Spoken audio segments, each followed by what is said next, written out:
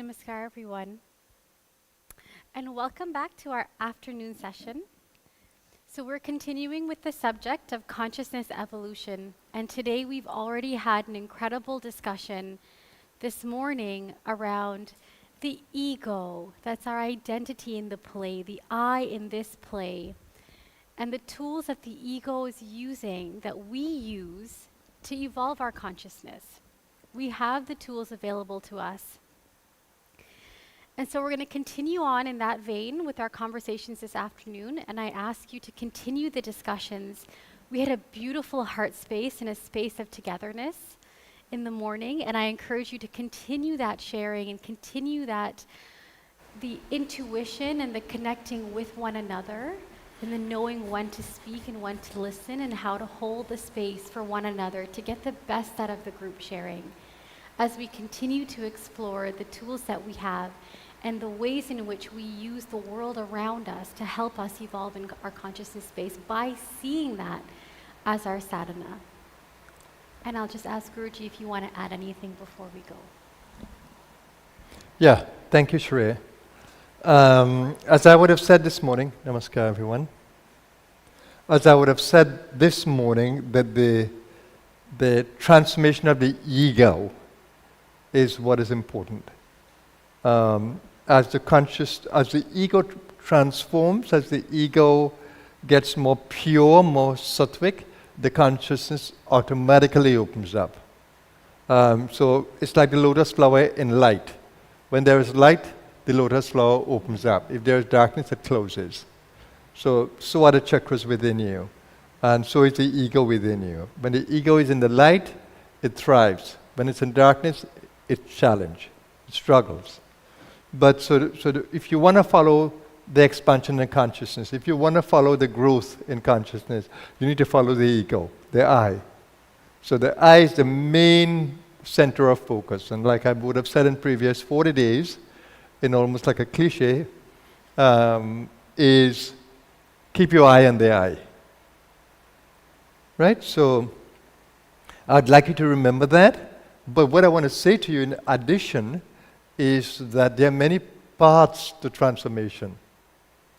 So you may not even think of chakras and can reach their highest goal by just focusing and uncovering the consciousness. If you take the simple question, who am I? You are getting into the root of ego because ego is I. So if you just say, who am I? Who am I? What am I? Am I the body? Am I the mind? And if you follow that question right through, the grace will open up the consciousness to the self. So you need not even think about chakras. It's the way of the Gyan Yoga, the way of wisdom. So simply by questioning, self-questioning, you can actually get to the self. And if you look at the works of Brahmana Maharishi, you could see that that's the path he used. It's called a direct path. So that is one path. For some of us who are endowed with a wonderful heart, we follow the path of Bhakti Yoga, like the Hare Krishna devotees.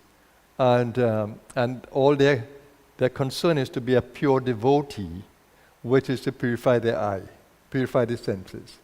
And that's what the Guru, Swami Prabhupada, did, chanting the mantra and through eating pure food and collecting together and chanting the name of Hare Krishna, they purify the senses, purify the ego, and it gives a chance to get to the self.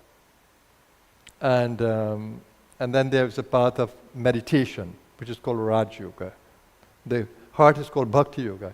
And then the path of Raj Yoga, where you try to empty the mind, or clear the mind, or fix the mind on an image, or fix the mind on a mantra, and try to use the way of meditation to clear the space until you can get into a still mind. So trying to still the mind, that's called Raja Yoga, working on the mind. And then there's the energy path, which I teach, Kundalini Yoga, which is really trying to focus on the energy along the consciousness path. And so you focus on the awakening of the energy through the chakras, purifying the chakras, and seeing the expansion of consciousness through every chakra, and the awareness it brings and the energy it brings. So, but there are two parts to Kundalini or energy yoga. One is the Shaktipat path, Shaktipat Kundalini yoga, and just Kundalini yoga. Kundalini yoga on its own is where you are trying to force the chakra to open up through breathing exercises, through diet, through mantras, and you are forcing the awakening. That's dangerous. But it's possible if you have a really competent guru who has done that path, and they can try to force the Kundalini on the journey. But the path of Shaktipat is a natural path. Sometimes it's called spontaneous yoga. It's called Guru Yoga because it needs the grace of the Guru. But if you are in the energy path like what I am on, it's Shaktipat Kundalini Yoga, then she herself opens up the channels safely, continuously. And for some of us, we become very challenged when we can't balance it, but the Guru is there to help us, right? And we have devotees who cannot find the balance when the chakras are open up, and they cannot understand the Kriyas, and they go through a lot of trouble.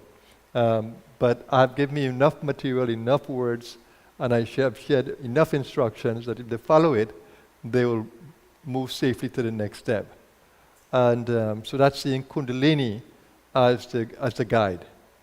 And that is a very exciting path. Of course, that's our path, my path. And so you have these you can explore. Yeah? Some of us are drawn to the mental yoga, some of us are drawn to the emotional yoga. But the thing of Kundalini Mahayoga, Shaktipat, is that all the yogas come alive. So you don't have to worry about Hatha Yoga, or Gyan Yoga, or Raj Yoga, or Bhakti Yoga, or Karma Yoga. Karma is the yoga of action, trying to be more and more selfless through good actions. Yeah. So you don't have to worry about that because all comes naturally to you. And that's the beauty of that yoga. That's why I'm happy that I have been awakened to that yoga. I've gone through the whole process and I live that yoga in my daily life. It's seeing consciousness and energy at play. And that, for example, is the most beautiful thing.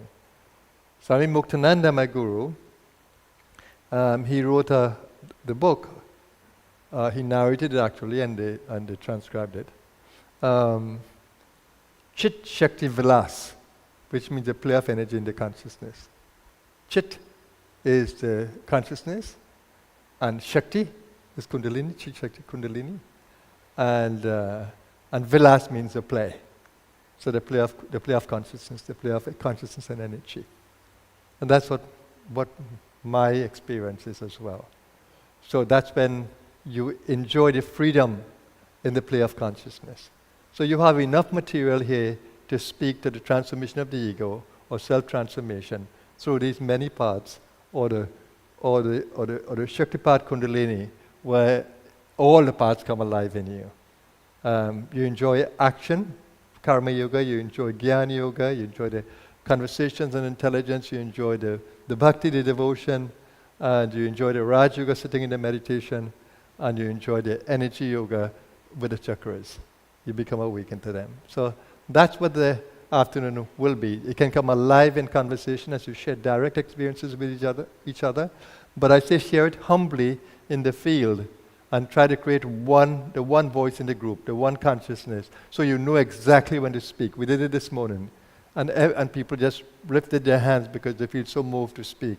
Do the same thing in the groups, and the magic will play. So find that magic in the groups, right? And I look forward. We give 45 minutes for the group activity, Shreya, Yep. and then I will meet you for the next 45 minutes. Okay? So have fun, everybody.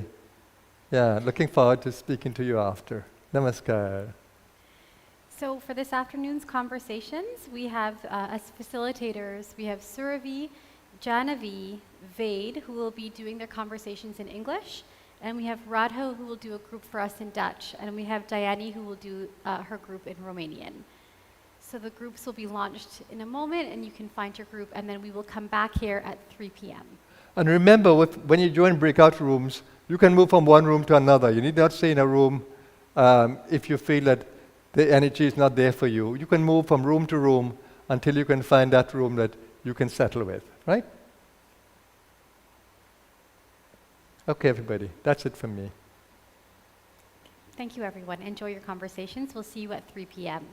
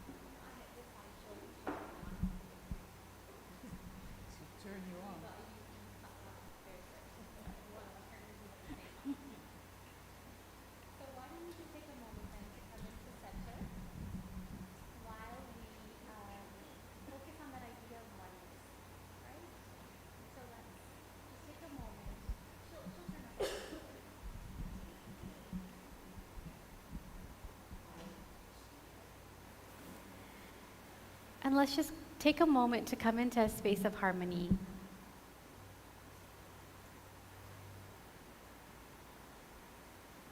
Let's hold each other within our being, understanding that we're not separate.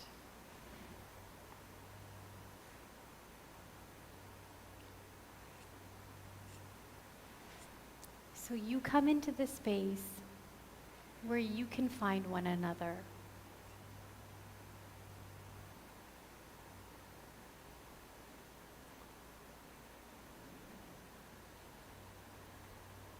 And let's invoke the presence of the divine. Humbly before the divine, we ask that you guide our conversations today, that each one may feel moved to act in a way that allows your energy to come forward. And may the needs of each one be met as we are one. And we'll just open with the sound of Om, exhaling completely, inhaling deeply.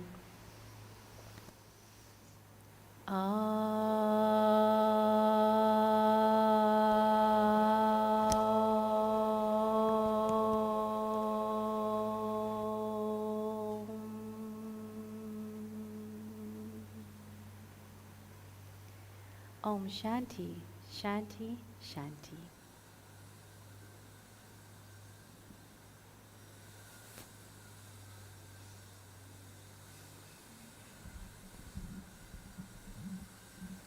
So, namaskar everyone. I was just overflowing with love this morning. It was so beautiful. Do you think we can turn this off? Because I see everybody chilling. Just one. Is that all right? What do you think?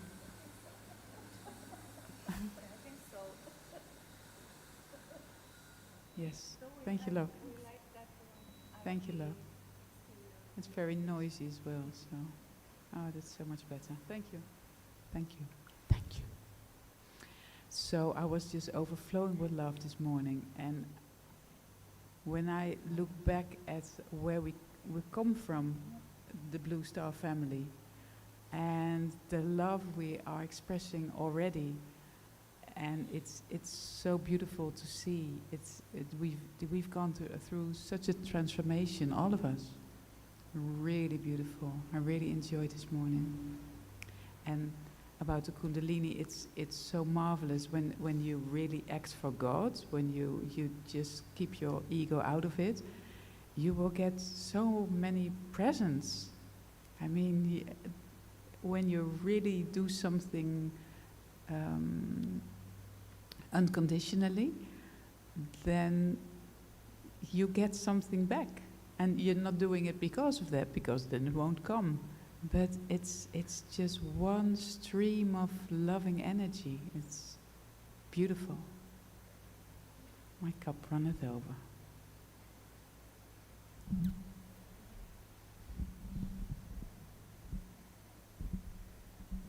Namaskar.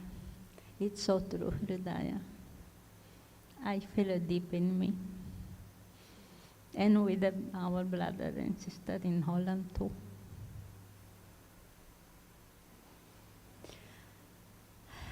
Yeah, it's beautiful to be in the energy of the Guru and to share into this love. I'm very touched, and I'm so glad we're all here to share. And I know those that they feel that love because they are deep inside me.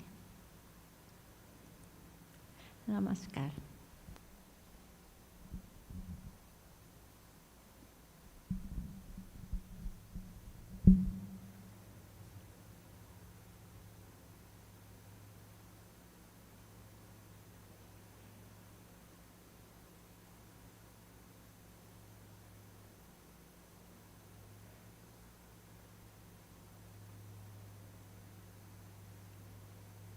Now, I want to touch on something that Hridaya said. I'm so happy that we feel such a loving connection, because that was the idea behind the centering, and the idea behind this global conference is to invoke this connection with our brothers and sisters in our family. One thing that you said was really interesting. You said when we keep ego out of it. And I would be interested to challenge that and to think about what do we do when we bring ego into it. Because we are the ego. We are the ego. It's who we are. The moment we have an identity, that's our ego. So technically, we can't keep the ego out of it. The ego is in a play. It's in the play, right? So it's bringing the harmony of the ego, bringing the divine into the ego, and not getting caught into the darkness of the ego. Just an observation.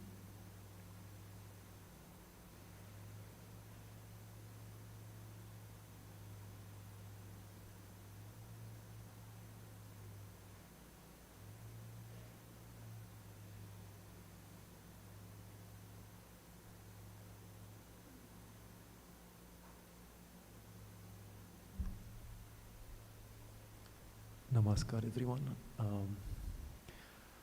I was touched in the first part today by the idea of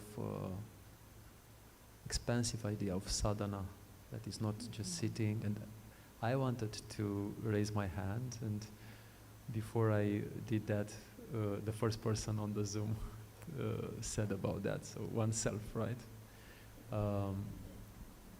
And even now when Guruji spoke about all the paths to transformation of ego, which are very equal, and also our energy path, I was thinking that even on this energy path, even if we have the same guru, the same master, our own journey, even more, our own journey is very personal, because Speak up.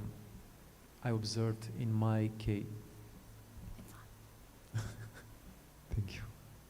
I observed in my case, for example, in some periods of my sadhana, I'm more devotional.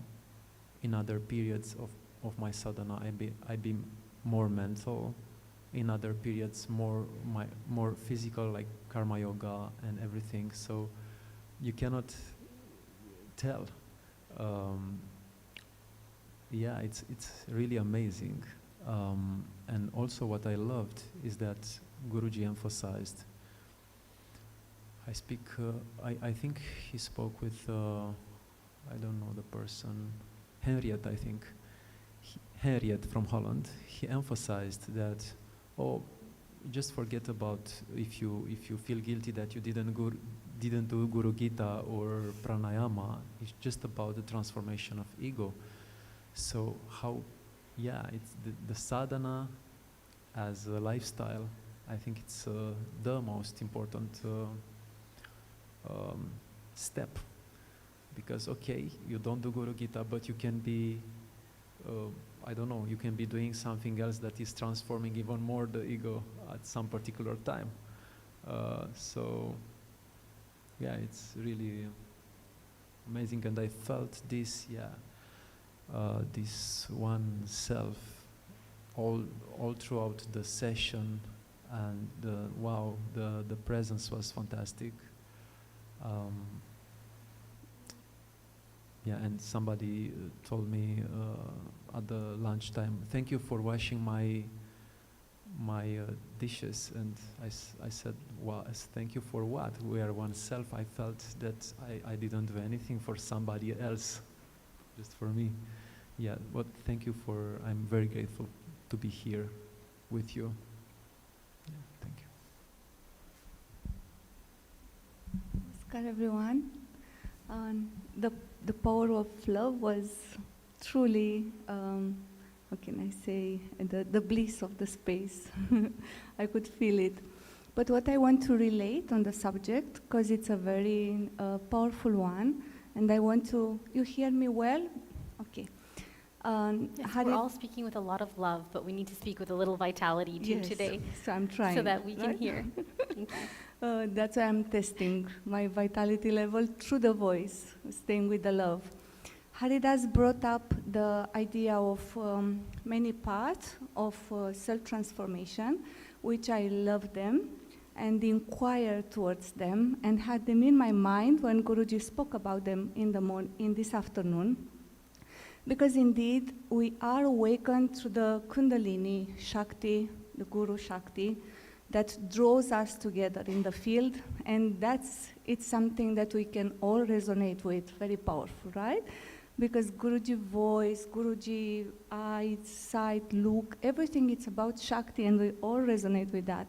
But the journey can be also a bit, as Haridas said, a bit individual sometimes in moments. And why I'm saying this? Because even though the energy, it's a gift to have the energy awareness through the chakras, through the Kundalini, to know when you have a chakra more in darkness or in the light, when you are less vital and you feel it in the body, or you feel the lack of power of love also manifesting through the energy outside of your body. So this is such a tremendous gift. But through all of this, I realize it's a journey through the mind and through the Raja Yoga and Jnana Yoga for me, because I always have to inquire myself, the I involve the ego in all the chakras, all the energy transformation and work. If I'm not transforming the I through the energy movement or blessing, then I'm not going deeper, and that I observe throughout my journey. So it's always, for me, a journey towards the inquiry, where I am in this moment. Is it now the ego manifesting in how I feel, or it's the guidance of Kundalini And that draws me more and more towards the purifying of this eye. I can share it humbly. I was shaking off many, many times in these years through the journey, so much so that I wanted to get rid of my mind one day. And I said, if I want to extract my mind, I'll be the most happy person. But I realized I cannot do that. I have to cope with this mind. It's my best friend.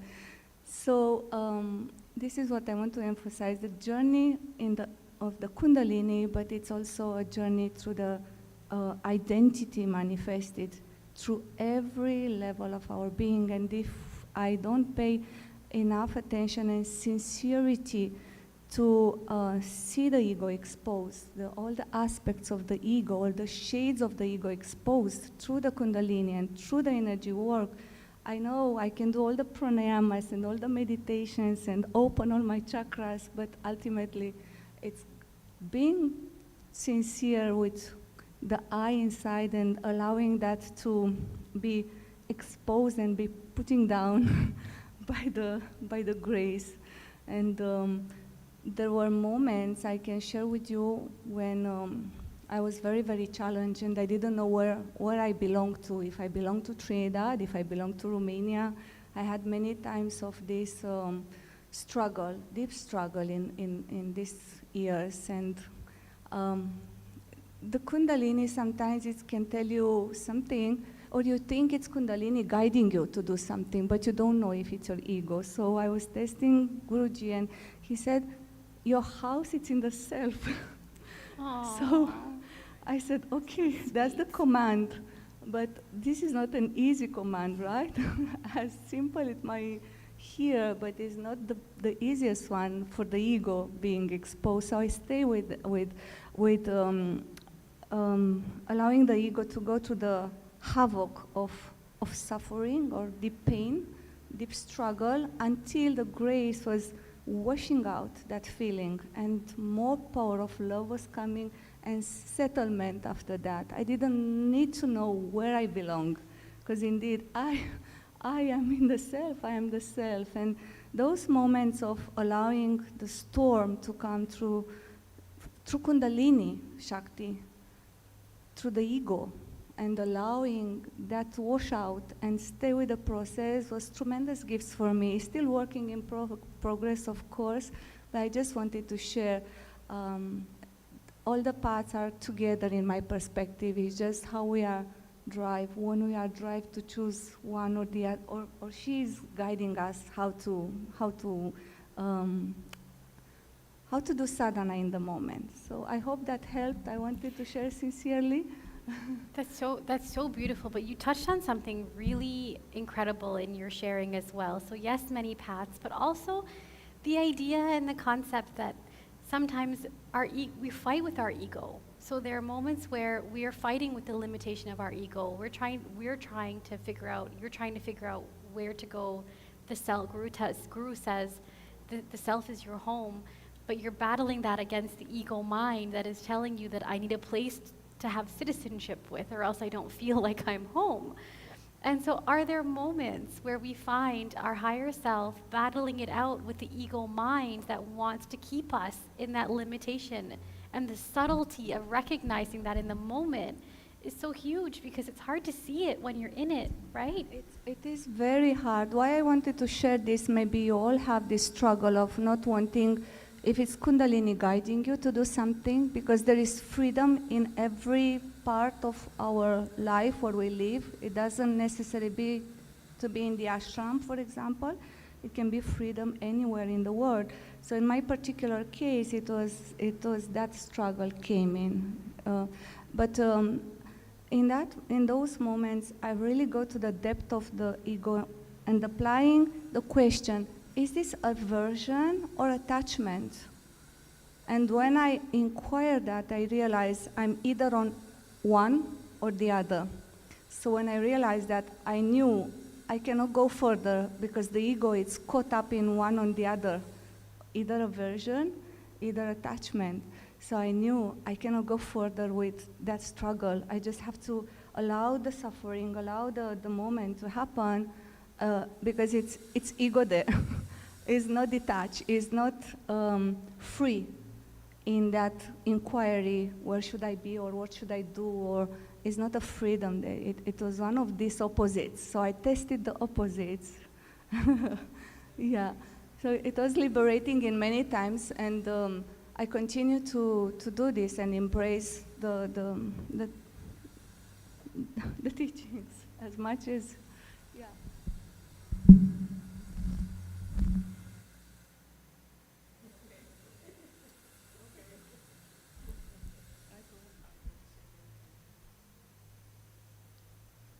Namaskar. I recognize your struggle. I have had many of them, and I know for sure there will become more. But when I struggle now, the struggle is shorter. I know now, okay, and embrace it. But it seems so simple when I said it, but it isn't. So I love you all, that you make the struggles time by time, and I can't love myself when I struggle. Then I have to be aware that I'm not a judge, that I have clear thoughts, that I not break myself down, and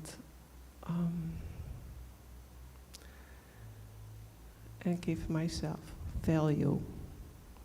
So that is my struggle to do this.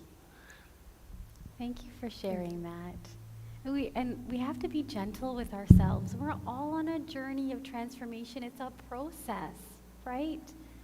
We're all on a journey of transformation. I don't think we will ever arrive. There's always more to grow and evolve. That gentleness is really important. And then what did Guru say this morning about how we get there? What do we need to do? Practice, practice, practice.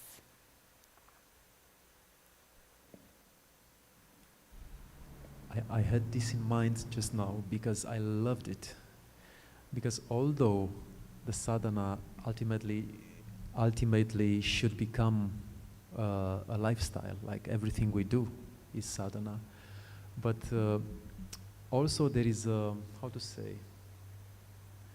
danger that if you jump as an excuse that, oh, all my life is sadhana, but you don't do the practices that can stabilize you, that can be a trick, because you can do it from the mind. Oh, all life is sadhana. You say the very nice sentence, but I remember, I believe that in this retreat, in 40 days, I think, Guruji said to someone, how can you take it in the life outside if you don't stabilize your practice in sitting, no matter what you do, but that ultimately you will become a lifestyle, but you need to stabilize it somehow to find the time to do it.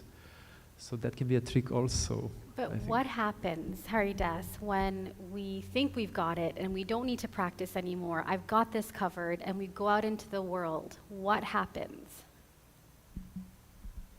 I think Guruji spoke about today that you'll be challenged. You'll be challenged. Yeah, That's the absolutely. universe. You can only stay where you are, right? And Yeah, the universe yeah. will challenge and push you and rough you up. Did anybody read the book The Alchemist? What happened in the story The Alchemist? He got beaten to a pulp only to realize that his treasure was right in his home. But the beauty of the story was that the universe challenged and pushed him until he grew, right? I also have a question for you. What do you understand when Guruji is saying, he said today the sentence like, you will be challenged because your Kundalini is awakened.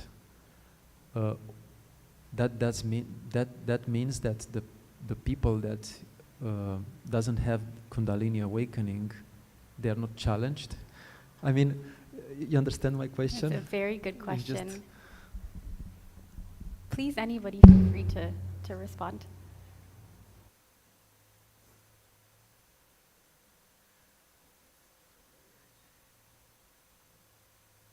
What do you think?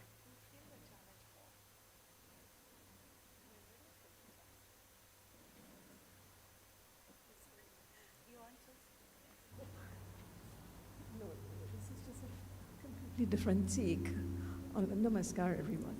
It's a completely different take on what you asked. Usha, can you speak up a little? Yeah. About what you asked. You said, Guruji said that if your Kundalini is awakened, then you'll be challenged. So, the other statement would be true. If you are not challenged, then your Kundalini is not awakened. Right? No? But that's not what you said. But what I'm saying is that what Guruji said and this other statement would be the same. That's a maths, mathematical. yes. That's a very mathematical idea. No, so what you said though is if you are not awakened, then you will have no challenges. Is that what you said? No. What did you say? Sir? I wanted to say that this is pure mathematic, what you just said, but okay, I rephrase it. So, if your Kundalini is awakened and you are not doing the things that she's prompting you to do, you will be challenged. Okay. Yes. And then okay. I ask myself, okay, but perhaps you feel more challenged than a person that doesn't have the Kundalini awakened. Perhaps you feel more challenged. Perhaps, I don't know. I've been thinking about that too, because everything is Kundalini, right? So even if you're not awakened, you have to deal with the same Kundalini. But don't you see it in the world around you? Don't you see it in the world around people who are not necessarily on this path and are not aware of Kundalini and don't have a spiritual achievement? And maybe it's because I was in a younger body more recently, like in teenage years more recently than some of you. But when you're growing up and you have a different understanding, it's lonely because the people around you are just engaged in regular life, and it's not that they don't face challenges. Their challenges look a little different because their struggles look different. Their hardships look a little different because they're not thinking of it with the lens of Kundalini driving me to change and shift and grow. When your spirituality is awakened and now you have that lens, you see it differently, is my take on it. But hold on, let Usha. Sorry.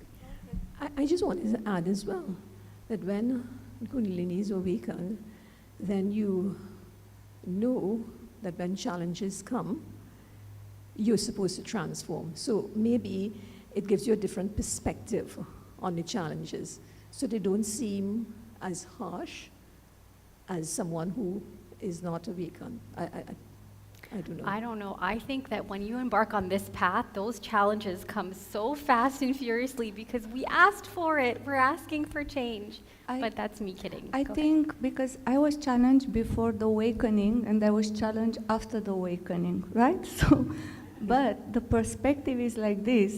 Before the awakening, you are becoming one with the darkness, so much so that you are not even aware. You are so challenged. You are so much identified in that darkness, and you enjoy it in a way or another, right? You turn to not enjoy it, but you are one with it, and you struggle to come out of it to little pleasures that gives you a bit of satisfaction in the moment. You all split all your good deeds from past lifetimes, and they finish immediately, so you look for more pleasure. But when she's now allowing you to come to the light, to come out of the illusion of the darkness, then the difference is more remarkable between light and darkness, because as we turn more towards the light, the darkness is so evident. Think about when we have a very empowering meditation with Guru or here in the field and we feel awake and all the chakras are expansive, we feel love and light, everything. And then suddenly one of the colleagues challenges us and we shrink. How does it feel? Immediately we feel that pain of shrinking and coming back into the darkness. So it's much more, the difference between darkness and light is more evident as we are opening up more our consciousness to see more, to perceive more. That's how I feel, isn't it? And Guru often talks about one of the pitfalls of spiritual awakening when we're early in our awakening stage, how easy it is to look at those who don't follow a spiritual path and to think I'm better than you.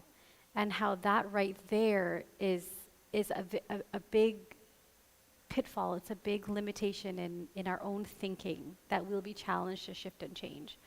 Because everybody is right where they need to be. There's no, there's no less than or greater than. Everyone's on their transformation journey. If not in this lifetime, in the next lifetime.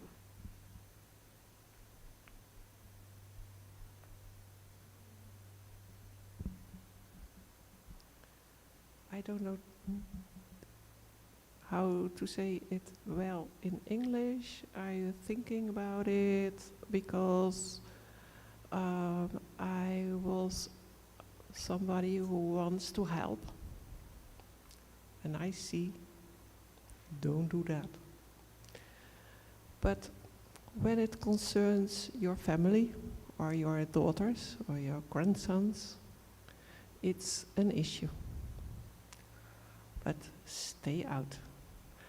And that's a difficult one when they are not awakened in the manner of the spirituality, and where they are, it's okay. But when they are not, sometimes I want to say something, don't, Mom, don't. I've said that many times to my own mom. Thank you for your honesty. I understand it now better, but that was for me a struggle, that I couldn't reach them in the love I felt for them. It was just my love that I want to understand that. And now I have the sentence for myself, God can better search for them than me. So that's why I can let him. Has anybody else gone through that over here with family? Maybe it doesn't have to be children and I was hoping you would speak today because you didn't get to yesterday. So yes, because Just I was put the microphone up. I was little struggle because I didn't coming anything to speak, so now coming. Yeah, I want to speak how was for me before and after this good point, because somehow I can manage until in one point nothing work. In any work, at my job and my family, or so nothing. And in that moment I ask Guruji helps. And from that moment everything coming faster. But in somehow I know it's cleansing. So it was difficult, but I have support. And of course Guruji guidance, because without his guidance I can't manage the situation. But that was the different for me. So the Shakti path helps me to can handle everything coming faster, especially in energetic way, which nobody from my around society know about this. Because in Romanian we have on this about guru or about energy or about past life, so I have to cover all this. Even yoga, it's something not good to do it. So in some way I have to cover all this. For that maybe sometimes it's difficult to speak, because I learned to not speak about this. because the people judge, and sometimes this make a disturb in my energy. So it's very strange how sometimes I can't speak anything, so sometimes I have to speak. So it's a challenge too. So, yes. Thank Would anybody like to respond to both of them in saying how do you engage with people who are not on this path when they're facing challenges and you want to help them, you want to show them what you know, but they're not receiving it well. What do you do in that case? I don't want to overtake, but when I go in Romania with my family, it's the same brother, the same mother through all the years. Right? They didn't change. I mean, they're the same. But I noticed at the beginning I was repulsive towards them and towards the reaction of my spiritual path, of my commitment to spirituality. They were very reactive.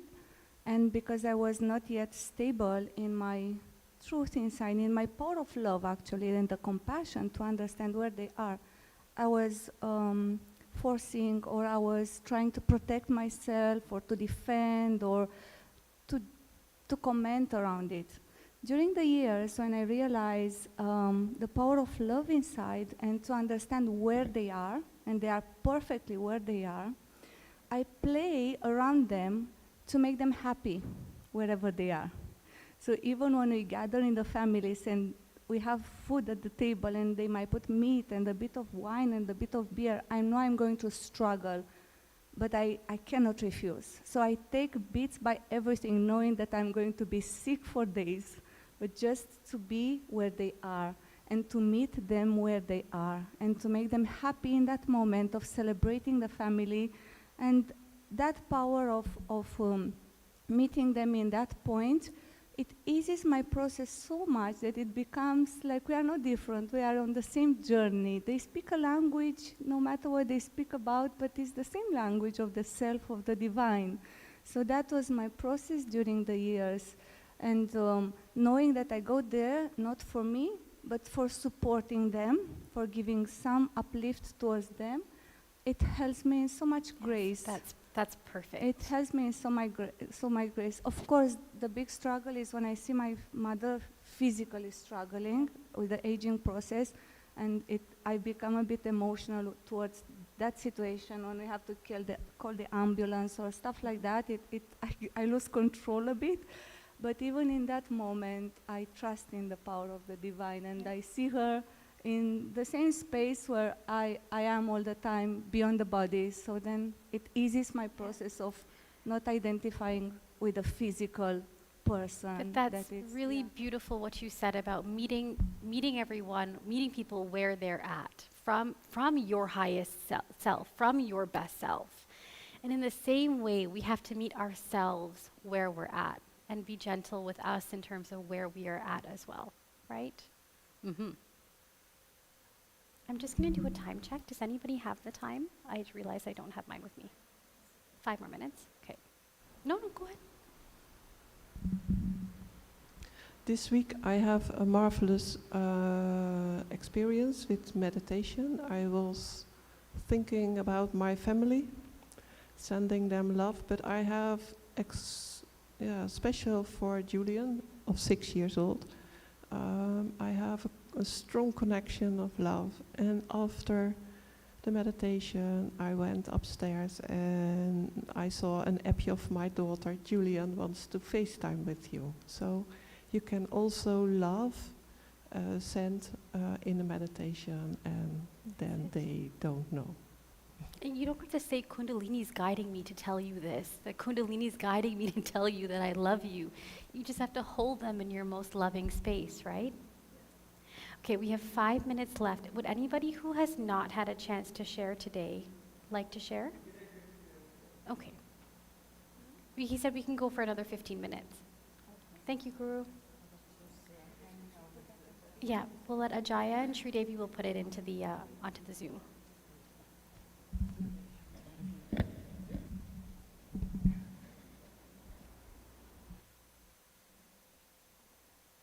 But that's part of our sadhana, right? Part of our sadhana is learning and understanding and meeting with those who might not have the same understanding as us, and learning how to unconditionally be our best selves in that moment, but meeting them where they're at the same time. Mm-hmm.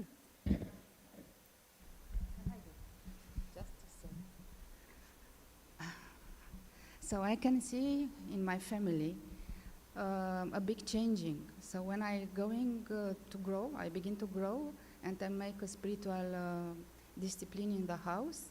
I can see it how each one, even my mother, who is so old and have many problems in the health, I can see in her how the energy it's from me spread to my children and my mom.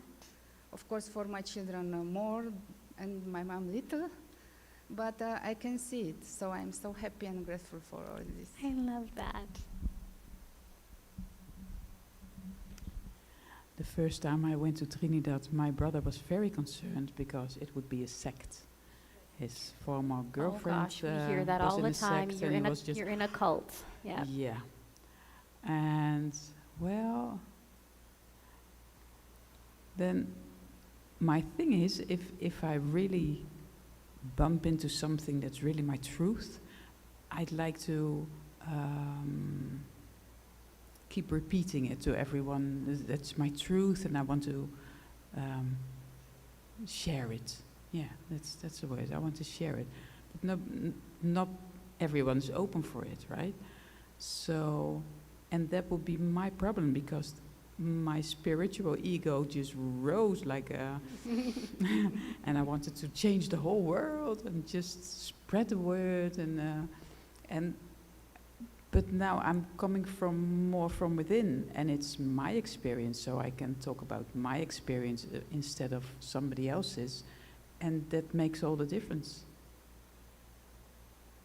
Yeah, it's I beautiful. mean, have you ever been somewhere where you're speaking at a business meeting, at anywhere, and someone said, when you speak, I feel something, even though you didn't speak about your spirituality, it shines from you just by virtue of you being so, of you having kept the practice, and you having, doing your sadhana yourself, it just shines from inside from deep within you. Yeah, I just wanted to add a part of what Hidria said. When I had my spiritual awakening, I wanted to share with my friends. But the time when I had my spiritual awakening, I was taking distance from everyone, right? Because you want to seclude yourself. But the Kundalini was guiding me to stay in seclusion, so I took distance from all my friends. But after that, when I met them, I wanted to share. Like start your day with meditation and all these things, but I noticed they were not ready. So the more I was sharing with them, the more they was thinking like, what's happening with you? So then I started to think like, maybe it's better to keep it more for myself and do your own things. And I think the difference between when you have a Kundalini awakening and the one who doesn't is you are more aware of your life. It's like you have a highway and you have all kinds of exits. And with the Kundalini awakening, you know that, I know Guru was always, sometimes he was saying like you are sitting in a car with air conditioning, everything. You want to have a comfortable life. So you stay on the highway and you will reach your goal much faster, more comfortable, much more than everyone. But if you, in life, if you take the exits, of course life will push you back. But it's up to you. You have a free will. How long can you go in the exits, but then will push you back. So I think for me that is the difference. When you have a Kundalini awakening, you are more aware, and it will guide you to your goal. Thanks, Rola. And what I also loved, what Guruji said today, is that no matter how much you go into darkness after awakening, she is monitoring you, and she will have her ways to bring you back. And I loved that. It's amazing grace, amazing grace. Even what he said to Diane yesterday, we can't be very grateful. We can't go backwards in our growth, but we can stay in limitation, of course.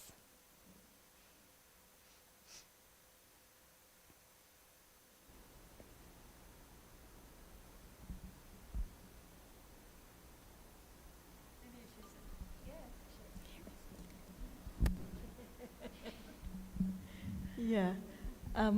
I really enjoyed the conversation today, and I felt like if it was my story, so it was difficult for me to say anything, so I felt fulfilled in the sharing, and I could identify with all the sharings, and so I couldn't think of how to add to it.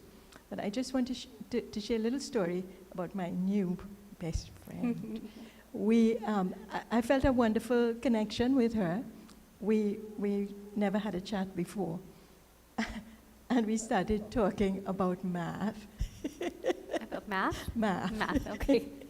And it's very interesting, Math. mathematics. She's a professor of mathematics. And she is too. Both of us. You both are. Both Okay, of us you have a both are. love for math and have spent a lot of time in that. But I'm just thinking about how we think we have to talk about Kundalini to another. But today, we saw how we could delight in talking about math and not mention Kundalini, or even not even overtly talking about the spiritual path, and have such a delightful bond in just a few moments. So sometimes, and even in our conversation this afternoon, even though I didn't speak, I felt a deep bond with everybody, which is why I didn't feel the need to speak so much. A marvelous experience. Thank you. Sometimes our ego mind wants to rear up, just like you said, Hridaya, and wants to say, hey, I know something that you need to know, right? And sometimes it's not received very well, and you realize that we don't have to. Instead, you just have to be your best self. And when they say, I want what you have, that's when they'll have their moment. They'll have their own moment of awakening, as hard as it is to see them in the hurt.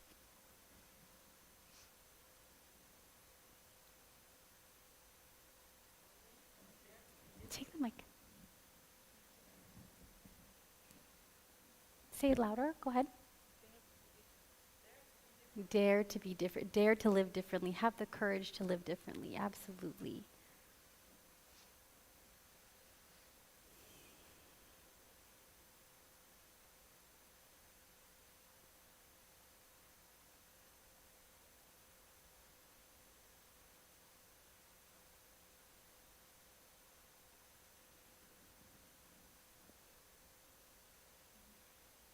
Now, before we close, would anyone else like to have a moment?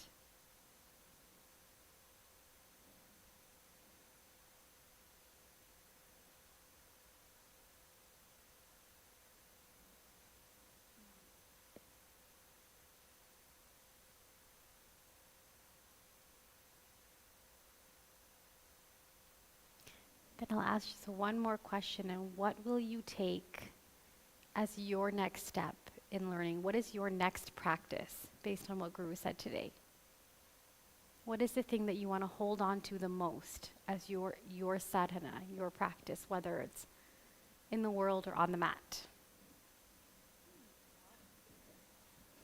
Here, there's two. You take this one and go ahead first, Haridas, and then you can go next.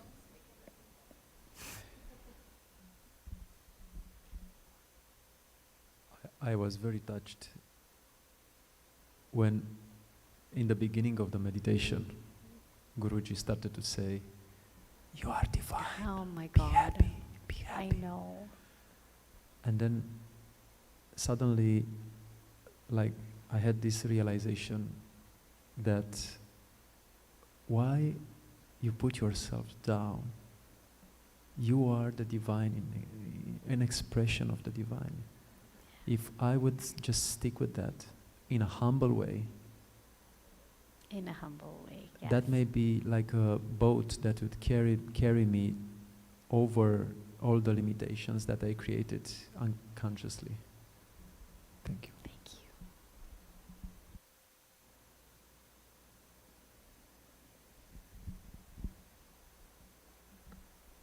Just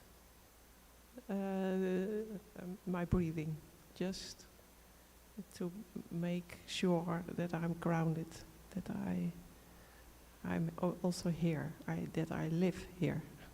So that's all for me. Thank you. That's Step. the perfect place to be for you.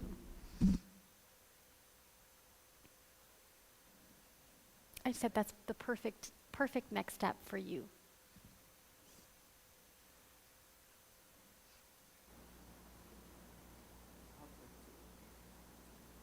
Two? Yes. I'll take 2 of today. That negativity is abuse of energy. And that, well. And breathe. I sometimes just stop breathing and just breathe very shallow. And that Guruji said, breathe out really deeply, really breathe out. Oh, yeah. So that. I'm one of those ones who doesn't necessarily like breathing, and when he said that really struck me. Yeah. Just exhale completely.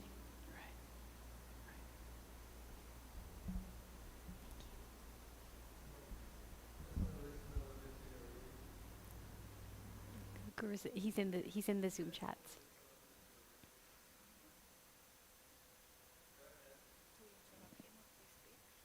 No. The other Zoom rooms can't hear us on Zoom. Yeah, no.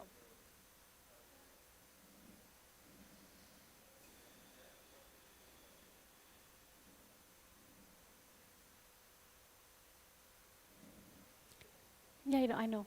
What time is it? What time is it? I have 5 minutes left? Okay.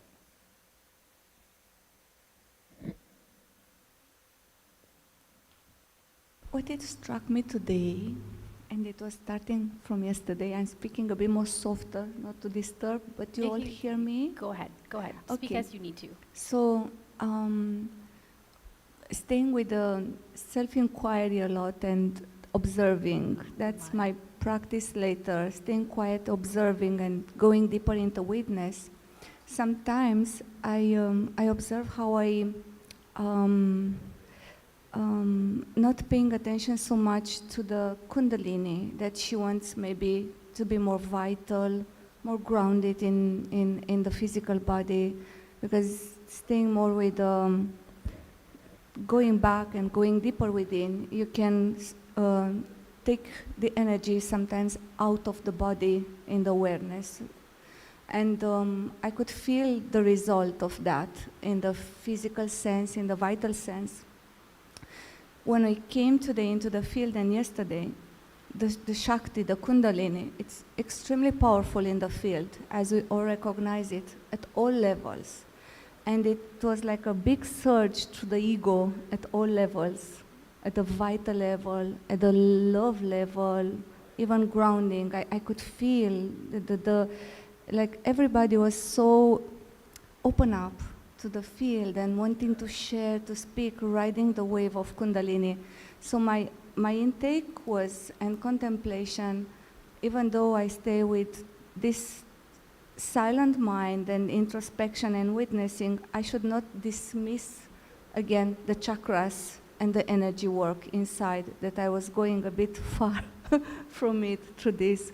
So coupling consciousness and energy in the path is such a tremendous gift.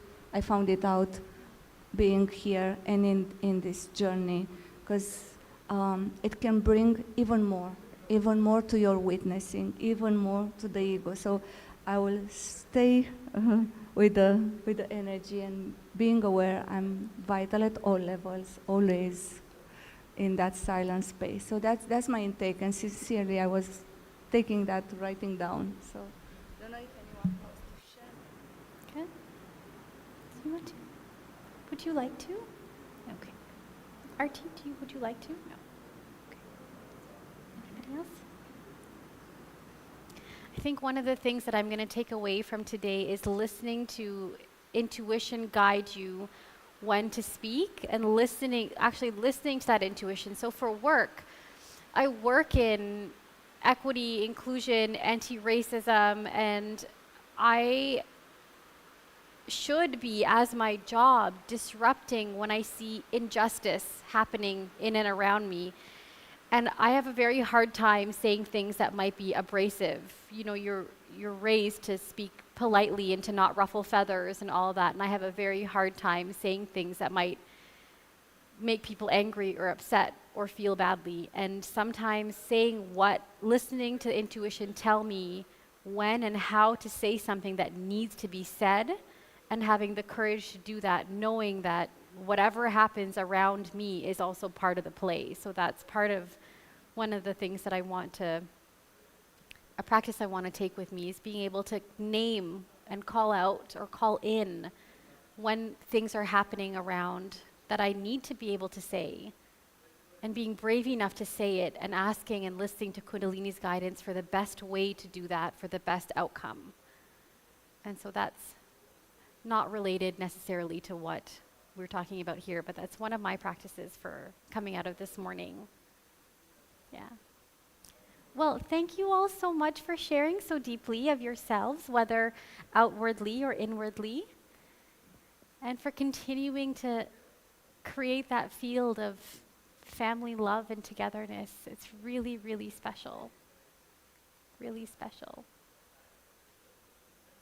How shall we close? How would you like to close? What do you think? Silence. Close in silence? All right. Well, with the most heartfelt silence. Thank you, everyone.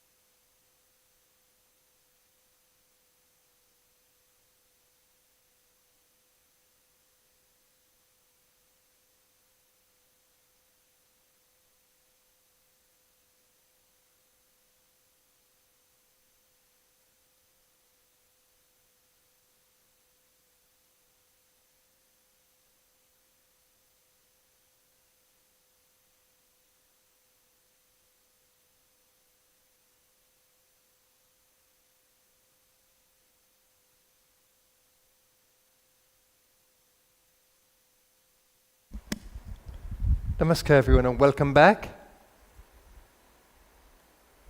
I hope that you would have had fun in your conversations, operating from oneself in one group energy. I see radiant faces in the hall, and I think I'm seeing the same on Zoom as well.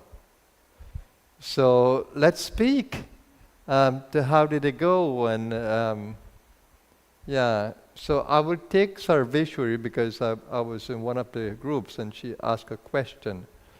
Sarveshwari, put your question here. It's about when she's walking in nature, is it like a healing meditation? Yeah. Namaskar, Gurudev. Namaskar, everyone. We were talking with you about meditation and how to bring meditation into practice. And then I asked you the question, when I walk in nature, because I feel in nature it's more easy for me. And I focused on my heart, and it's like I'm walking, but being in a healing meditation. So I was wondering if, because it's more easy in nature than in the normal way of life during all of that. Well, the truth is, in my opinion, is that when you are centered in the source, whether you're in nature or whether you're somewhere else, the same consciousness and energy should feature in a way. All that nature does, it provides a different kind of ambience, a different kind of energy.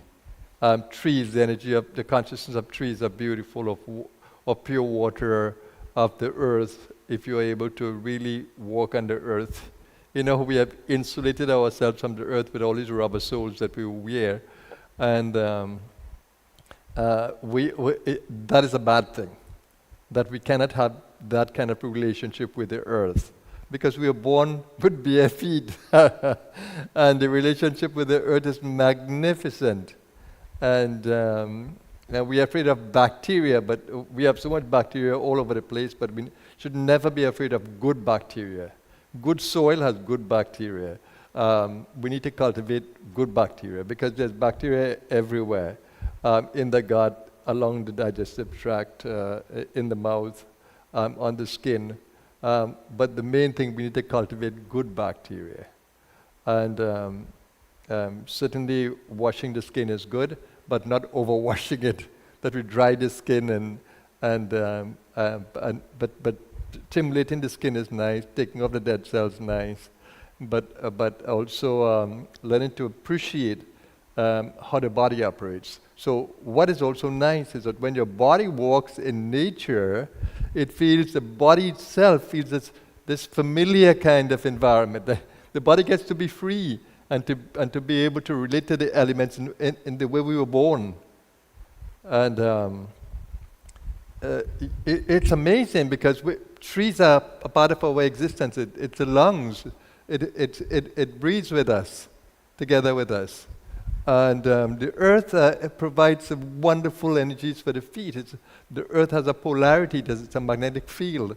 And when we align ourselves, it's magnetic field, it's magnetic power, it's aura. It's phenomenal. Even the way you go to sleep, the way you orient your body when you're going to sleep.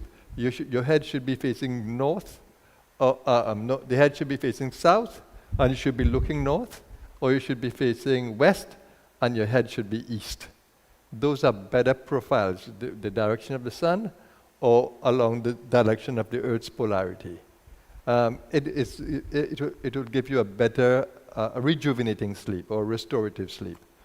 And so being aligned to nature is excellent. When you are in water or at the beach, or when you're in an environment of water, there's a beautiful feeling that comes even when you go into the water to bathe.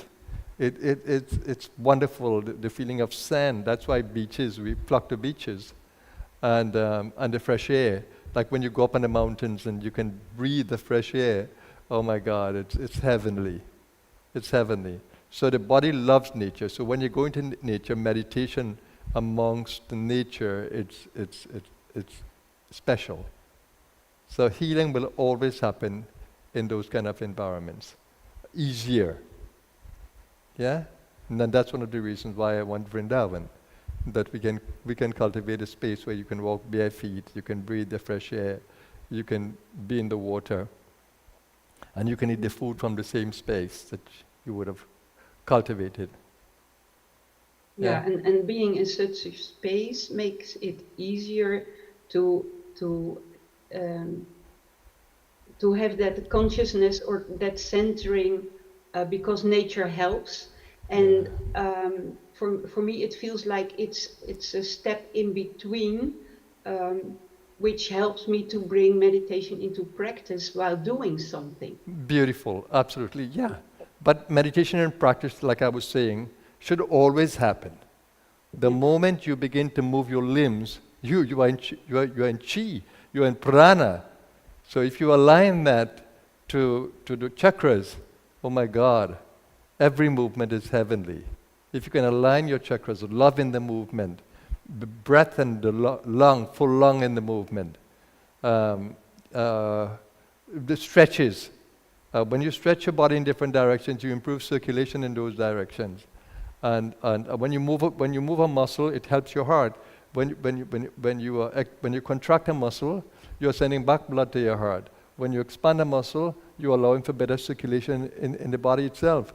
So when you become aware of these things, it's excellent in terms of well-being and awareness. So that awareness should be with you in everything that you do. Every time you stretch, every time you lean for something, it's yoga. Every time you move, it's exercise. So I make everything exercise. If I'm at the sink, my energies are going from my root right down to my feet, and I'm locked under earth, and I'm enjoying holding a steady body whilst I'm over the sink. And this is exciting. So every time I go to the sink, my body automatically goes into the posture. Every time I sit up, I love standing, right? This is the Udana energy. Every time I stand, every time I speak, I'm with all the chakras. So whether I'm speaking here or I'm speaking to a person, and when I'm with a person, I'm in a relationship with all the chakras at the same time. So I'm helping the person through the chakras, or I'm communicating through the chakras, and when the person can do that back with me, it's awesome, it's synergistic. So all of life becomes sadhana, so beautifully. Whether it's energy, whether it's consciousness in play. And of course, the more you witness, the more you can witness the marvel of this energy play. But being in nature, to take your point, is fantastic. Yeah, thank you, Sarveshwari. Thank you, Guru. It's very interesting what you learned. Absolutely, absolutely. Yeah. Yeah. A lot of promise in it. Yeah, for sure, for sure. Yeah, thank you.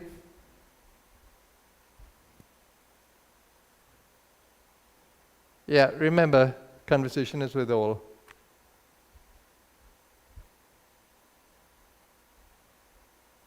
How did your afternoon go? How did the groups go? Let me hear some new voices. Yeah, Dahlia, how did it go for you?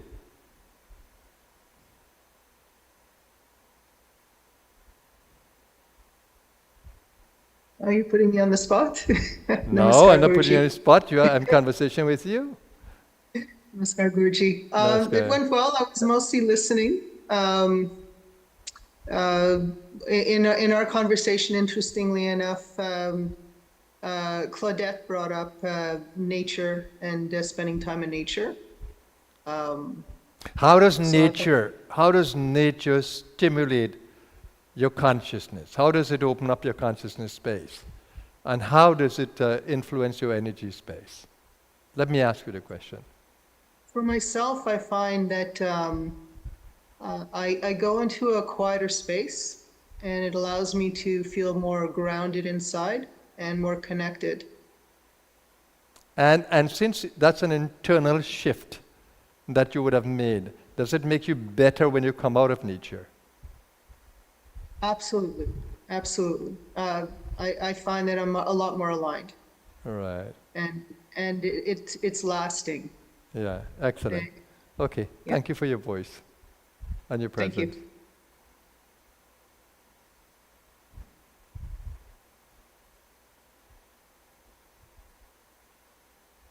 Yes, Fernanda, any contribution?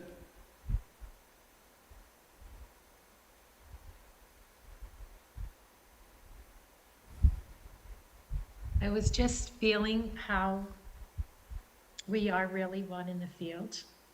I didn't really feel moved to speak. I just wanted to be silent, but every word that came out of everyone's mouth was part of my experience. Beautiful. And then when I was called to speak, interestingly enough, I was about to contribute something. So that just, wow, I went, this is like magic. This is real. Okay, I want to be quiet. And everybody is just expressing what I feel. I don't have to say it. They're saying it. It's the one. And I'm just observing it. And then when I was called, I was about to volunteer anyways. So even the way the leader kind of connected with that part of me. And honestly, right now, I was sitting here and I'm going, I don't know why, but I feel like he might ask me to say something. And I was a bit nervous. Honestly, I was nervous, but I was about to repeat what Dahlia said. Are you putting me on the spot? I thought, no, he's not. I already know. I have a sense That's that beautiful. I'm being called by the one. Highly So intuitive. it's just amazing. It's just Yeah. like, it's happening. Thank Well, you so that's a much. good contribution. Thank you so much. Adidev, Thank you. let's hear voice of the youth. Adidev.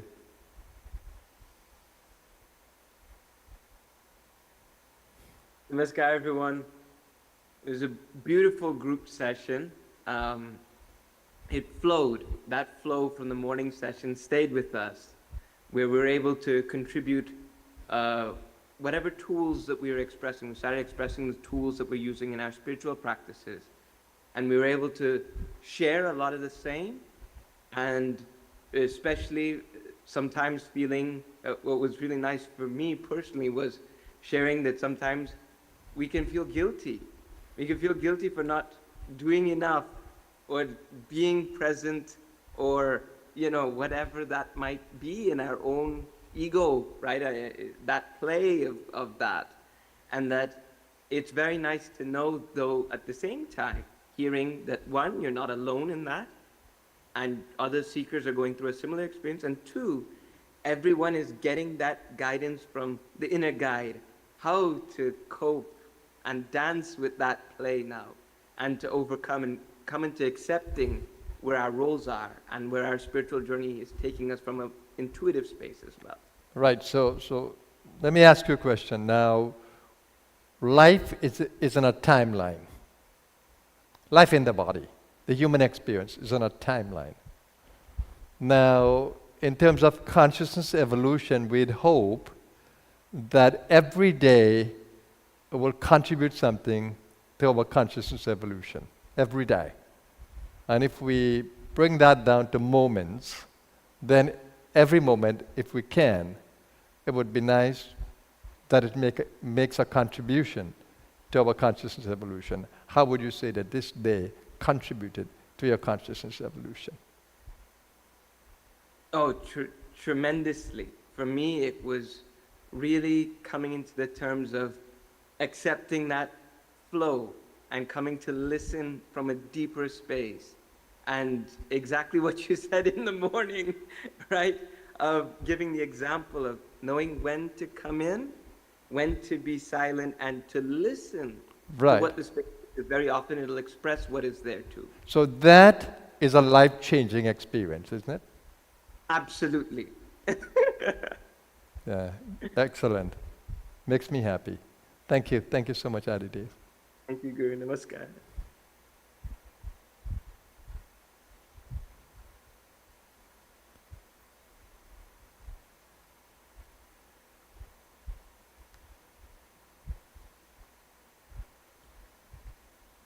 Shivaji, I don't know which group you were in, but how would you say that this day listening to me, listening to your group members, listening to the universe in that way, through me, through the other members, how would it have contributed to your consciousness growth, evolution experience? Dear my Guru, thank you for this question. I was in the group of Trinidad. Okay. The Trinidad group. And this beautiful question, because I was thinking of this. How can I participate the best way? Because the time elapsed when I wanted to show myself and to share my thoughts, and time expired. My joy to touch the field and support the field with all the chakras, with the breath, and to listen with my intellect and enjoy all these days how perfectly Vashish, Akshay Nareen, Madhav, everyone was perfect. So I can say all the persons how perfect was to hear. And I stayed with you, with you on the field, and that was my joy. If you legitimate these approach. Yeah, that's beautiful. That's beautiful. You know what makes me happy is your deeper appreciation and understanding of the field. That's the future. That's our future as a society, coming into the oneness of the field.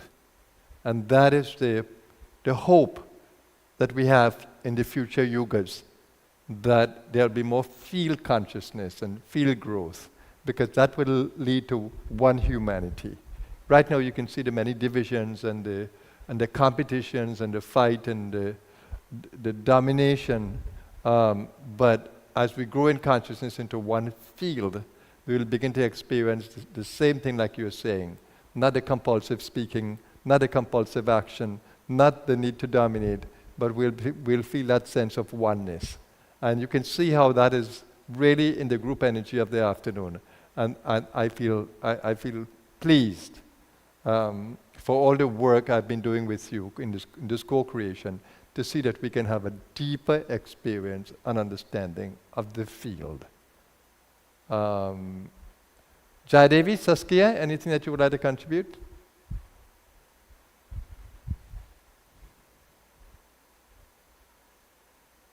Yes, thank you very much, Guruji. And what struck me in our sharings in the group is that we have so many tools. We can use so many tools, and each one has a favorite for some. But the most magical one is also the Kundalini energy, the guidance, and the environment and each other. That's the most magical one. Beautiful. Yeah, thank you. I appreciate that. And there was a lot of gratitude for that. Yeah.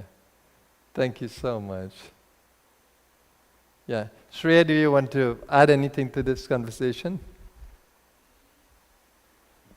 We had a beautiful conversation ourselves in a wonderful field of togetherness that started with so much deep love for each other and love for our whole Blue Star family and the feeling of our global family. So do you see then that love can also unite us in oneness in the field? Absolutely. It was... Mm-hmm. Now I was going to ask, how do you feel that love contributes? Because we can feel a mental oneness with the field, right? It brings us into a peaceful feeling in the field. But when love appears, what is the extra magic it gives? The heart space just brought us a kinship that was so beautiful. Mm-hmm. So the Friendship, mind, in the kinship. mind space, I can think of everyone and bring everyone into the field. But in the heart space, everyone was loving. Everyone was listening. How with do you such think deep that respect. contributes to well-being? Well, I think that when we bring love into the space, It's healing. it's absolutely Restoring. Energizing. that ojas, Equalizing. para-ojas. Yeah, absolutely beautiful. Let us take an Irish voice. Evelyn? Alan?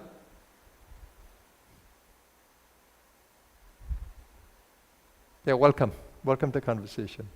Namaskar, Guruji. I Namaskar. must say I'm really enjoying this last couple of days, and thank you very much for organizing such a wonderful occasion. Yes. In our group, there was a lot of talk about connecting with the Guru, and I was feeling a bit, I suppose, that others were managing this much better than me, you know. And Madhavi very quickly said there is no hierarchy, so I thought that was very nice. So it was very loving and very affirming that no matter Beautiful. where we are in the journey, that we're all doing okay. For me, the tools that I use for to ground myself and to connect with the Guru is very much breath work, yoga. I do it 3 times a Okay, week. since you're speaking about breathwork Yeah. and yoga, what would you say is grounding? Just really concentrating on the breath and feeling it in the lower chakras. Mhm. And sometimes when my mind is spinning about all things, it can bring me right down to just a sense of calm in this Beautiful. crazy world that we're living in. It feels a bit crazy at times and confrontational, not personally, but just the environment globally, Yeah. you know. Just exercising in nature and learning just, I'm getting better at learning to be a witness of myself.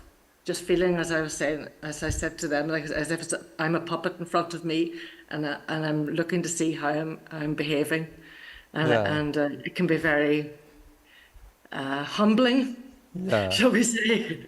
So you realize then that your ego is the one that's insisting that you're right, and that I can let that go a lot easier now. Yeah. Beautiful.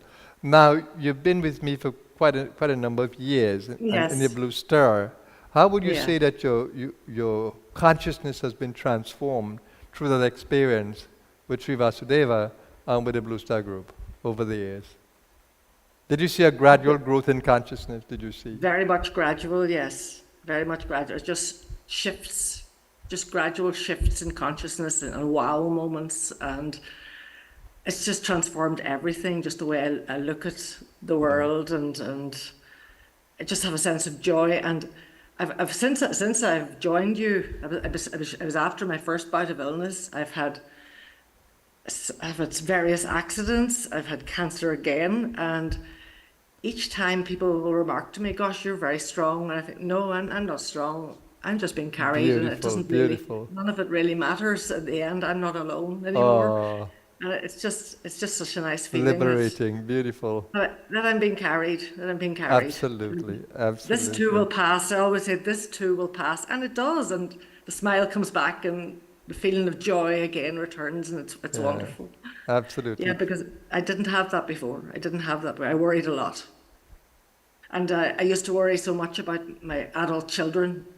You know, too much really. Worried about them, and then I was able to let that go and say, right, you know, I'm not in charge of them. Exactly. They don't even know. The universe is carrying them. Absolutely. And it has worked out wonderfully. My son has come back. He was away for 10 years, and then he met a yogi, and he married her. And then he's come back and set up a beautiful yoga space in our town. So I have my private yoga space where I go several times a week. That's wonderful. Beautiful, beautiful. The way it has worked out has been just unbelievable. Yeah. Thank you. I can see the joy in your face, the radiance in your face. Yeah. Oh, thank you. Thank you, Evelyn. Thank you for sharing. Thank you. Yeah, wonderful.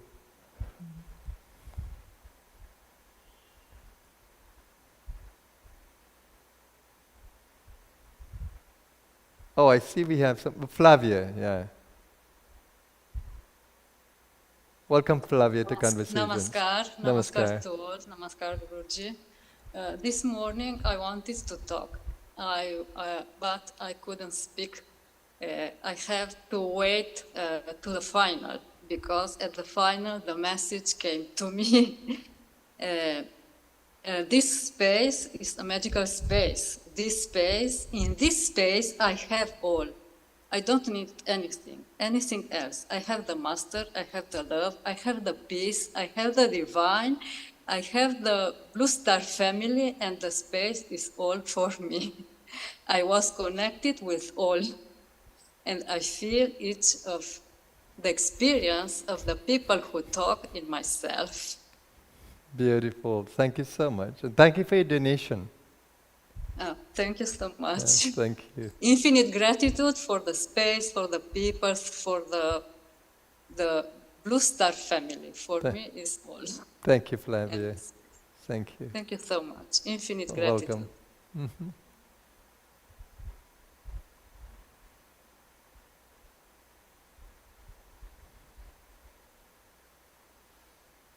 Yeah, can you shift the screen for me?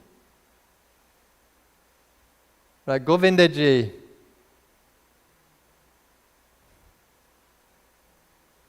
Namaskar, Guruji. Namaskar, all of you. I open my glasses.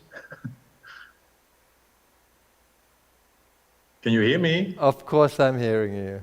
Welcome. Okay. Thank you so much. I was this morning a little bit delayed, so I missed the half of the program. And I was in the group of Radha, and I have shared two of my tools which I use on my path, which is the Guru Gita.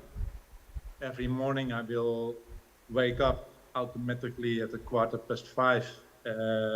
There is no escape, and I enjoy it very much. I enjoyed it so much that I think I know about 75% of the verses without any text. Beautiful. I shared it in the group. I shared it also with Radha a few weeks ago. Okay, I like this, but let me stay with the Guru Gita. How is that discipline for you? Because it's marvelous that you can keep that discipline being outside of the ashram. How has that been for you as a way of helping you to maintain your stability, your consciousness throughout the day? I'm awake when I'm coming downstairs. I'm full of energy. I'm loaded, and it's a beautiful day, a beautiful sadhana to start my day. So it makes me happy. And so you're like the birds then? Yeah, more or less. Yeah.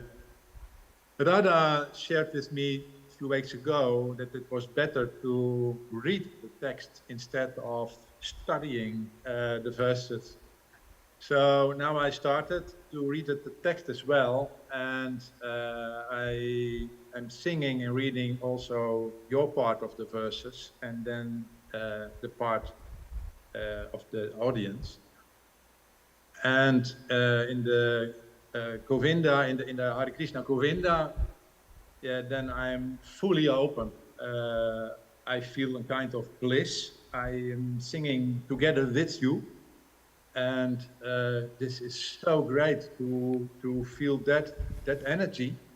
I'm not doing it. I'm enjoying it. Yeah. Beautiful, Govinda. Okay, so we stop there. But it's wonderful to see how the Guru Gita can become sadhana for you, and how it can really connect you to the divine.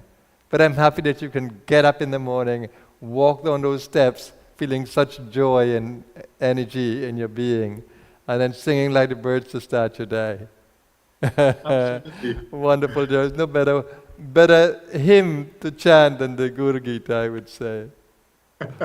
Thank you so much, Guruji. Yeah, song of the self. Yeah, thank you. I saw Martijn there. Martijn, would you like to share anything?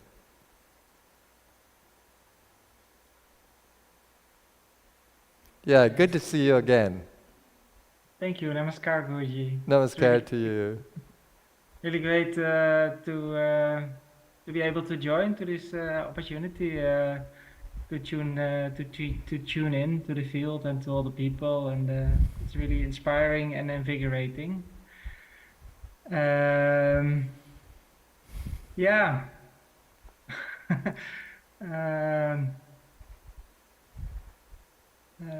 The topic also about using the tools of Well, what are the tools that you use every day? You came to the Well- ashram, you spent a few months with us. I'm Mhm. sure you've gone back, refreshed, energized, Very much. and what are the tools that stayed with you after leaving the ashram? Well, I feel a bit embarrassed about it, but I got in my No. You don't have to just sing Guru Gita. But what are the consciousness tools that remained with you? Yeah. The way you think about something, the way you relate about something, the way Yeah. you stay in the present moment if possible, the way you relate to energy. I'm a lot in my own personal investigations actually. Yeah.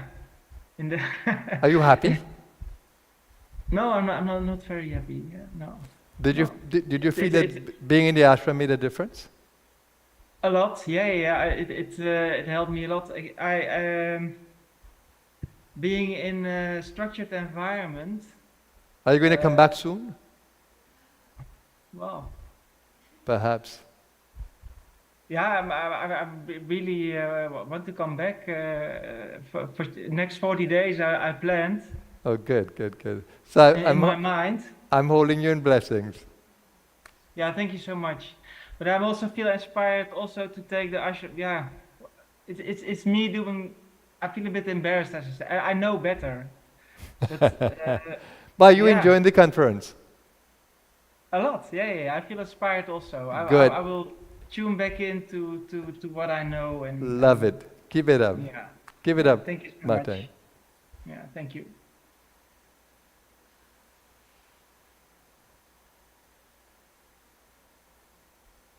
Yeah, give me the next screen.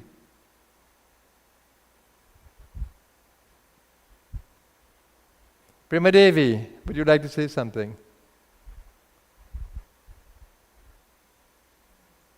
Namaskar, Gurudeva. Namaskar, everyone.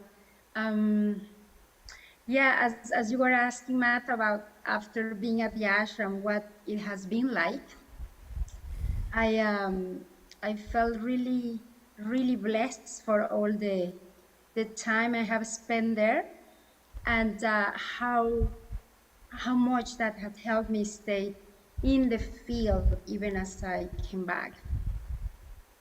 So yeah, I think the ashram has such a magic. Of course, the guru holding us always in its blessings, the grace. And what about the Kundalini and the Guru being with you, even in the non-local form, even though you were there? Or do you feel that in some ways that you have carried the ashram with you, and you've carried the Guru with you, and you've carried the discipline with you, and you've carried Kundalini with you? And all of that is carrying me also. Yeah. So it feels like such an amazing co-creation in a way. And also, like you always say, that the very strong desire of staying connected and also being an instrument as much as possible. And just like Shreya was saying, coming from the heart as much as possible. And I can feel, of course, Kundalini loving that and supporting that and reminding me also when, when I'm not as aligned as I would like to, is even these reminders, blessings coming my way. So yeah, I'm tremendously grateful. Yeah, thank you very much, Prima Devi. Thank you. Thank you. All right, everybody, so let's talk a little bit about tomorrow. Do you want to say anything about tomorrow? Our topic for tomorrow is supposed to be co-creating centers of light. And so I think it's an exciting one based on how we've developed our community here already within this space. We do have panelists for tomorrow that we don't have to use so formally. Who are contributing tomorrow? Tomorrow we have Anupriya, we have Ramana, Prabha, and Krishnapriya.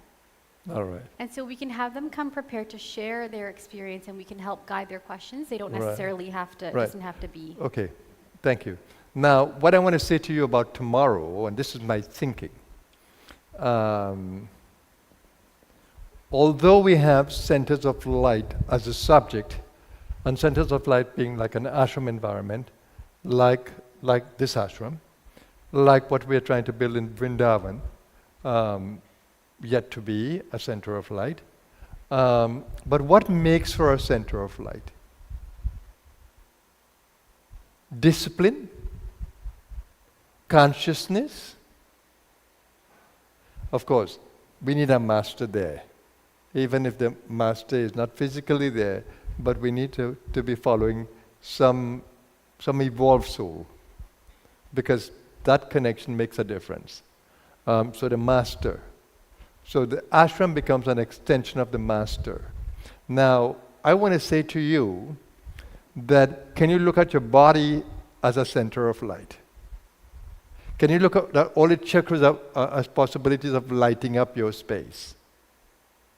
Can you look at the home where you live, the room that you sleep in, the spaces that you occupy? Can you see those as centers of light? Are you conscious of them? Do you make them centers of light? Do you put things around? Do you decorate them in such a way? Do you pray or meditate in them? Do you do sadhana in them, whatever the sadhana might be, whether it's your work, or your contribution to society, whether it's the karma yoga, the bhakti yoga, the jnana yoga, the raj yoga. Do you do it in that little space? Do you make your home a center of light or a sacred space? In your workplace, do you contribute towards bringing light in the workplace? Can you spread your light even though there are other forces in the space? Can you make your light more dominant? And can you join the forces of those who are good in any space? Like I said, whenever I travel on an airplane, the moment I sit in there, I want to connect with all those souls from the inner space so we can fill the airplane with light. So that becomes a center of light for me during the duration of the flight. And sometimes I feel this wonderful peace because everybody's relaxing, some people sleeping. But just to fill the plane with this beautiful energy has always been a delight for me. I used to just be happy to be away from the ground and up in the air. Of course, and then we had all the challenges in flying afterwards with the COVID restrictions and all that. But can we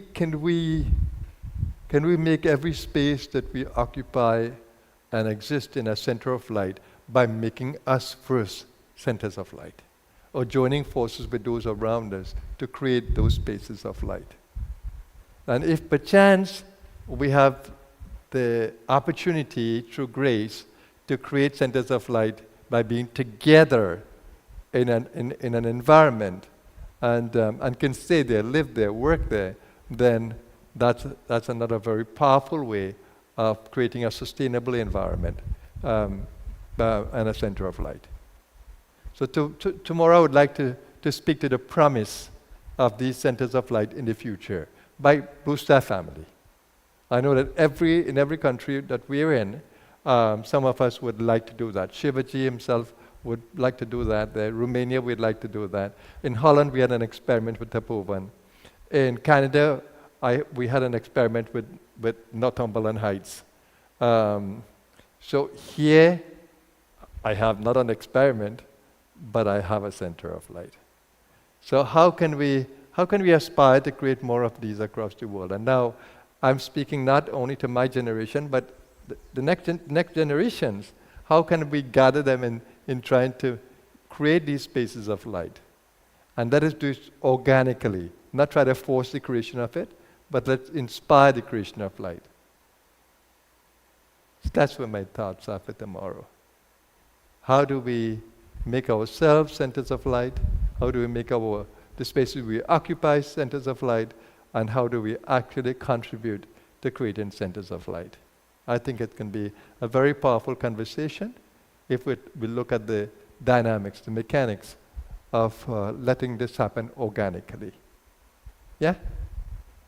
Do you think it's a good idea? All right, so we'll end today with that. So we have a few minutes. Let's make it meditative, and we'll leave with a prayer. Let's come together in that quiet space where we can feel oneness in the mind, one mind. Unity in the thought space, the mental space, the ego space. That's beautiful, I can feel it. Stay with the moving breath, that it can stabilize the mental space.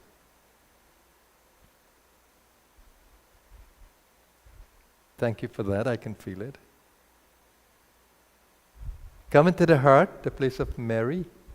A merry heart do it like medicine. Open the heart to the breath.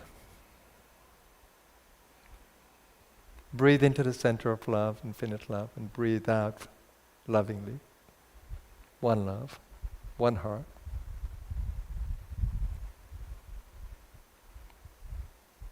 And let's take this message to every cell, to the umbilical center, the navel, the gut. Breathe it into the gut.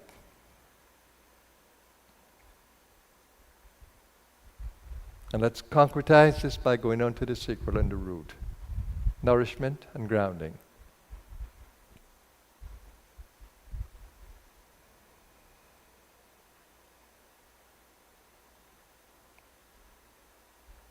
Let's feel in gratitude for the gift of well-being. The gift that we can breathe. Our digestive power is strong. That we can delight in the senses, our souls. Without lust, without greed. But to celebrate the sensory experience of smelling, tasting, seeing, touching, hearing.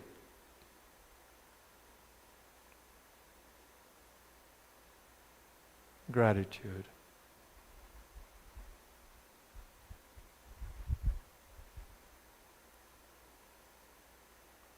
O Supreme Being, we center in you. We center in your love, in your joy, in your prana.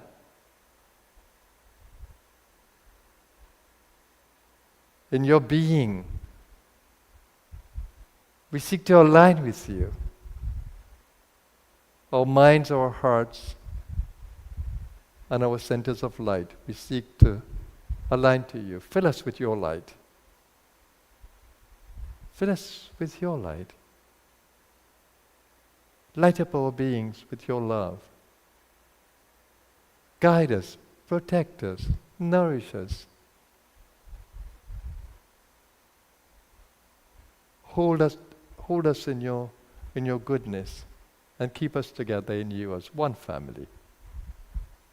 Om Sahana Bhavatu.